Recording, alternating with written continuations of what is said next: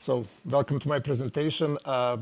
If you're not familiar with Amgen, Amgen is a biopharmaceutical company headquartered in California, just north from Los Angeles, has offices worldwide, and manufacturing as well. And we started quantum computing about 4 years ago by working with IBM Quantum Research Group on figuring out the first use cases, and back then we were not really sure how to do that, and IBM had some recommendations, so we went over about a dozen different use cases and looked at some that were really a high value use cases, and then picked up one with the rheumatoid arthritis patients and making predictions of patient outcomes. That project resulted in paper that we published, and then from there on I continued to work on quantum kernels in hybrid form with scikit-learn as the main platform, looking to see how in small data sets we deal with variability that comes from small data sets, as well as some of the reproducibility that comes from the QPU runs on QML side. And then last, I will talk in a couple of slides about the hypothesis that maybe we can use outliers in our data to actually make a prediction of do we have a quantum advantage or not in that data set, and allows us to maybe be smarter and do we calculate quantum kernels or not. Now, why kernels? We all know that's a nonlinear separation that works by mapping into high-dimensional spaces. It's efficient, it's flexible, and we can regularize it, which is extremely important for small data sets which tend to overfit. Now, why small data sets? Well, that's limitation of quantum computing at the time due to the noise, the encoding. But fortunately, this is not a problem for us because we want to operate with small data sets because that's one of the big medical challenges. Now, from those small data sets, we get the problem of variability. Generally, when you build any classical machine learning problem, you split the data into train test or train validation test. And while those data sets are non-overlapping, and if you do those splits a couple of times with different random seeds, what you're going to find out is that the downstream accuracy will vary quite a bit if your data sets are small, let's say 150, 200, 300 samples. And so that's the problem. Overfitting is an issue, so regularization comes handy. And then we also have issue, for example, figuring out the outliers, which are generally a problem in medical data, but particularly in small data sets. And so for all of these reasons, we want to focus on small data sets because in medical setting, there are a couple of very important areas. Rare diseases, Amgen just completed the acquisition of Horizon Therapeutics. It's a $27 billion acquisition. And Horizon Therapeutics basically produces molecules, medications for rare diseases. And often you have data sets of 150, 200 samples. Oncology often happens with that. I've seen data sets with 92 patients, 115 patients. We also see that in small clinical trials, when you go into what they call phase 1, 2 clinical trials are often in 100 to 200 sample range. And so that's all you have to work with. Phase 3 clinical trials are often bigger, but even then may not be the case if you're in oncology or rare diseases. And then personalized medicine also, due to difficulty in collecting data, will lead to small data sets. So while that might be a limit of quantum computing, that's not a problem. It's actually a place where we want to be and we want to understand how to do that better. It's very difficult to do it in classical machine learning. Now, quantum kernels, you probably know a lot about it, so just a quick note about that. We use feature maps, which are very important to map it into the quantum states, and things like superposition and entanglement help us do the job better. These are 3 use cases that I will talk about a little bit, particularly 2 of them. If you look at all the use cases that we have that's based on electronic health records or clinical data, there are a couple of hyperparameters that are really important. Number of samples and number of features. This is something that an IBM quantum team suggested. Number of shots could be sometimes relevant. Sometimes it doesn't show much of the difference, but those are the main hyperparameters. There are others, for example, how you impute the missing data. Electronic health records often have missing data. We have to figure out, does that impact the end result? Centering, scaling, are the variables numerical or categorical is very important. And finally, do you have some NLP features? We are seeing, for example, that with a recent activity in generative AI, we are capable of pulling lots of data from unstructured documents, and those features are now being added to the regular tabular format data sets, and so they have slightly different properties, and so they're conceptually different, and so that's an interesting hyperparameter, but what we looked here is really just number of samples and number of features. Now, the first use case that we worked with IBM was for rheumatoid arthritis, predicting if patients will persist on their medications. Those are biologic medications that we talk about. Large number of patients, huge annual market. We've done a lot of work before this quantum project on electronic health records using classical machine learning, but now we wanted to add quantum computing and see if quantum kernels would do that better. Where is the connection? So in classical model, we had 16K samples in our models right at the point of entering the model. Some cases, maybe a little more, 18 to 20,000. Over 500 features with a mix of numerical and some categorical feature. And goal is binary classification. So that's pretty typical, almost a balanced data set as far as prediction. Hard to achieve high accuracy. Generally, we were at 0.65 range. And so that's something that is known because the target of your prediction is prescription, and prescription patterns are just generally very difficult in electronic health records. On the quantum side, we've decided to limit everything to less than 400 samples based on the first prototyping and the quantum capacity that we had available. We had access of about 4 weeks of 27-qubit IBM machine. As far as features, that's always an interesting question. So you have 500 features in classical, but what we found out is that if you look at the top most important variables, you usually end up having 5, 10, never more than 15 variables holding 95% of your accuracy. Sometimes if you have 20 features, you're probably at 99% of cumulative accuracy of those 20 features. So you can safely truncate the rest of the features off and still being okay, assuming that you get the ordering of those top 20 right, and that you can use SHAP or something like that to do that. But once we have that, and that's important because once we have that, you can map it to qubits. It's logically speaking 1 feature to 1 qubit if you're using SVM model or QSVM. Internally, it's mapped differently, but it's easy to think about it that way. So because we had 27-qubit machine, then 20 feature was a limit that we started to go with. The runtime is important. If you run something of a range of 250 to 300 samples and try to calculate the quantum kernel in Qiskit, with 20 features, it took about 20 hours for one quantum kernel like that to calculate. So it's a long runtime, and so we used 5 weeks of full runtime to get the whole landscape of all the combinations of number of samples and number of features. Now, everything that we did in that work and all the other models that I will show later were done in hybrid platforms. So this is something we often do, and it's convenient. So you basically have your classical processing, the scikit-learn pipeline. These are just rough components, and so general data preparation, outlier detection is important because of what I will talk about later, imputations if you're missing the data. There's a paper by QCVR about using quantum computing for imputations, so there are a couple of interesting points there that could be explored. But once you have that ready, and does include lots of clinical understanding of how the data is collected, how it works with patients, that's important. But once you have that, you will pre-process the data, perhaps differently for quantum. One of the Google papers suggested when you scale and center, maybe the scale shouldn't be from -1 to 1, but from -pi-half to pi-half.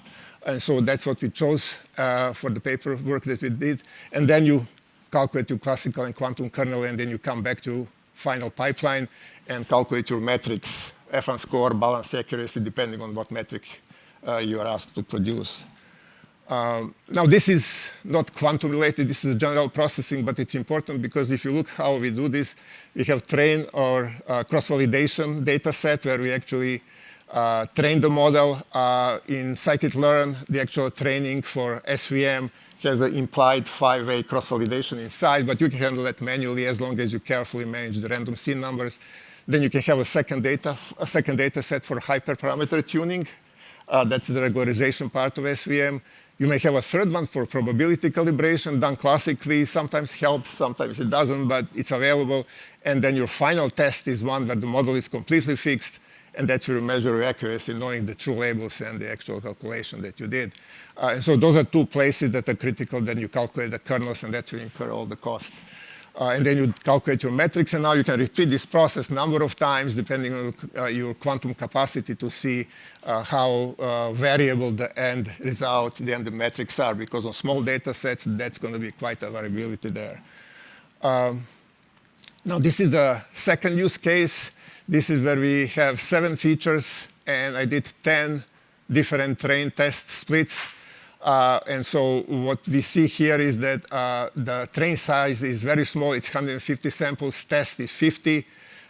Train encapsulates the cross-validation part as well and hyperparameter optimization. And then test is 50. And so when you run 10 different splits, what you see is that quantum did slightly under the classical, about 3.5%. Simulation was somewhere in the middle. What's good about quantum, and especially with simulation, is that the variability of the results is lower. So this is variability that comes from multiple train test splits, which you have to do because you don't really know which one is right. And so you're estimating the average there. And so looking at the predictions, they're actually pretty decent. They're at 0.7, 0.65, 7.75, all the way to 0.8. 80% accuracy. This is F1 score, but balance accuracy was not that much different either. The confusion matrices look okay. That's important to take a look as well, so you don't have those degenerate cases where you're predicting all zeros or all ones and getting 70% accuracy. And so this is the part where you get to feel where the quantum is, where the classical is, and where the simulation is. This was done on public, IBM public instances, so maybe the noise was a little higher. I'm not sure about that. But that's kind of a bigger picture of this particular use case. Now, let me just move here. So now if you compare this to the first use case, which we published in the paper, that one was run on much bigger grid. So it was 5, 10, 15, and 20 features, and then 200, 250, and 300 samples. So you have a 12-point grid, and each of those had 2 train test splits. So we just averaged them and provided the results. So we really didn't get a feel of the range because we didn't have capacity. We chose to spend the capacity on the bigger landscape rather than on more splits on the single point. Now, in this particular case here, though, we did differently. We actually did 10 splits and spent all the time on that single coordinate to basically see where the variability is. And so different quantum platforms. This was 27-qubit dedicated machine. This is the public instance. The data is different. This is a different type of the data compared to cardiology data here. Also, this is higher number of samples, 200, 250, and 300. Here is 150 train and test. So this is smaller data sets. This is probably as low as I think we could go with data splits. The question is, so where is the difference in quality of the predictions coming? Now, could be, usually it's the data itself because the methodology is the same. I think the interesting point here is that my guess is that often you see that different train data sets will overlap like this. And so the difference is really a few samples here, a few samples here. The rest is the same. And this one may do 5% better on QPU than the other. So I think the hypothesis here that maybe a joint distribution has to do something with it, or like, more generally speaking, a multivariate distribution. I think that's something where we like to take a look at. And maybe outliers more specifically. Outliers are always a difficult thing to deal with electronic health records or medical data in general. And that's part of the next few slides, is to look a little bit more carefully about that in that area. Now, one more thing that I wanted to do, when we looked at the previous slide, you see, for example, difference of 5% in accuracy between one and the other. But the question is, how much of that is QPU noise? And so to test that, I took one of the data pairs, train test pair, and just took the test data set and ran it 10 times, and one failed. So there are 9 runs here through the QPU, just to see how much QPU noise really generates. And you can see the results are not bad at all, actually. 0.72, 74, 75, 75, 73, 76. Standard deviation is about 0.013, so 1.3%, which is fairly small, and it's not bad, and it's about 4 times smaller than the deviation on that comes from different trained test data splits. This is just a single data set. This is pure QPU noise. So actually, I think it makes sense. And I was originally afraid we were going to get much more variability because that presents a challenge when you now go back to your prior trained test data splits and say, I have 5% difference in either direction, but how much of that is noise, right? So now we know that noise is actually not that much. It's not that bad. And I'm planning to reproduce this experiment on 127 qubit IBM instance that's, I think, much better and much newer, so we'll see if that changes these numbers. So 4 minutes left. So this is that big picture of all these 3 experiments and shows from the bigger grid to smaller single point with more splits and then the variability here. We can see how that variability is changing, and I think it helped me at least frame the whole area and see what we can expect in that space. How much that differs from test data, from let's say cardiology to oncology to rare diseases, I don't know. I think that requires more experimentation.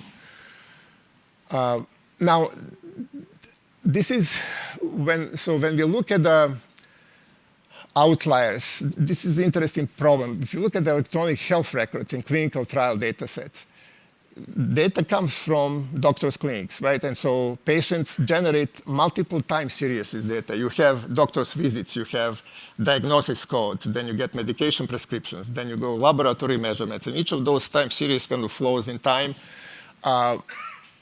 Often what we do is when we go to modeling, we have to figure out how to transform it. But even if you just look at one of the time series, let's say glucose measurement for a patient, it could look something like this, depending on, if patient has more problems with glucose, maybe there's going to be more measurements.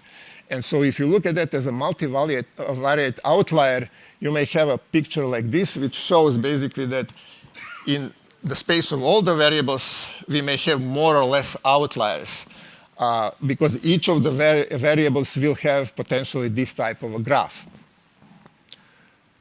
Now, the question is, can we figure out or predict the QPU advantage by looking at outliers? And so if I took 10 of these trained test data splits and calculated the outliers for each of the data sets using 3 different methods. And this is similar to when you train the model, you train data set, you can train the outlier model as well.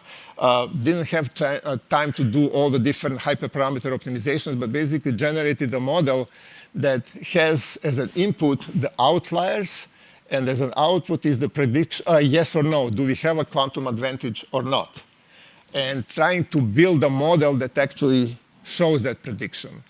And so if you think about that, it would be great if, for example, you have 2 data sets, one which has a lot of outliers, and one that has very few outliers, and the cluster is very smooth. Can we make that prediction and decide that maybe for the model, for the data set that has lots of outliers, we want to train the QPU model because it's beneficial, because we have the advantage, versus the one that has a smooth cluster? Maybe there is no point because we are not going to see quantum advantage, or maybe the other way around. I think that would be the idea to explore and see if it's possible to establish that type of a correlation. This is the picture of quantum advantage for those 7 out of 10 data points. The dark values are the advantage, light ones are when the classical is doing better. And so what I did was I had to upsample this heavily to actually be able to run the XGBoost model. But when you do that, with some random noise added, I was able to get balance accuracy of 0.66, so almost close to 2 out of 3. I was able to predict if we will have the quantum advantage on that data set or not. And so I think that's promising. I think that 10 trained test data splits is not enough. I think we need to probably do much more. There's also a question, do we bring this down to the sample level and calculate outliers at the sample level and see if we can change the way we calculate this model or build this secondary model? So I think that's something that could be worked on. But in general, you can see that, for example, if you have this type of prediction, you can see that 135 are those where we predict that the QPU advantage will not be there, and we are correct. So that's a saved QPU time. So we don't have to spend that time on QPU. We missed the 24 ones where we thought that we won't have the advantage, but we did. That's the confusion metric number there. So, but you can, if you can tune this model and make it to be a little more precise, you might be able to have a considerable savings on QPU by avoiding to even having to train the QPU model or kernel, because it may not be really necessary. Now, the question in clinical, and we only have 30 seconds, is that when you have longitudinal data, which is all these time series of data, you can model it in two ways. One is to go into time series modeling or deep learning model, where the transaction flows through the deep learning model or time series, and you take all the data in. The other one is when you convert it to tabular form. And what you usually do, you average out all the values, mean or median, which is not that different most of the time, and then you run it into tabular form and go to model. Now, when you do that, you really lose your outliers from that model of graph of the glucose that we shown before. And so I think that in order to explore this hypothesis, those outliers need to be carried over to the tabular form at the end so that the model actually can see that because you have multiple ways of looking at outliers. Could be that that single measurement needs to be kept because it's outlier for that patient. It's possible that the glucose measurements for that patient are outlier relative to other patients, or it could be that the whole multivariate or point in multivariate space for that patient is outlier, that patient is an outlier relative to the other patient. So you can calculate this in different ways and perhaps be able to find maybe a funny 30-40% saving in QPU time potentially. So that's the end of the presentation. Thank you.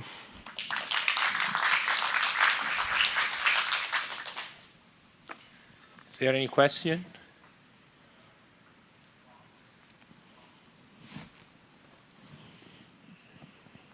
You mentioned that you spend around 20 hours on the IBM device calculating stuff. So how much time did you actually spend on the IBM device, and how much time did you spend waiting or calculating classically?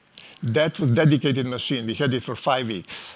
Yeah. And so I was running continuously, basically 24/7 with 2-hour gap in around midnight when they stop and tune the machine. This was about a year and a half ago. And so, but other than that, it was running all the time. Just sequentially, it was a script that runs point by point, basically. All right. So no classical overhead. No. All right. No classical, no, there was no wait. It was just calculating classical quantum kernel, saving into a file immediately in case anything crashes, you don't lose those hours. And then once you get all of them, then you go back and just run the classical calculation when you swap a classical RBF kernel with a quantum kernel, basically. That's really the difference. All right, great.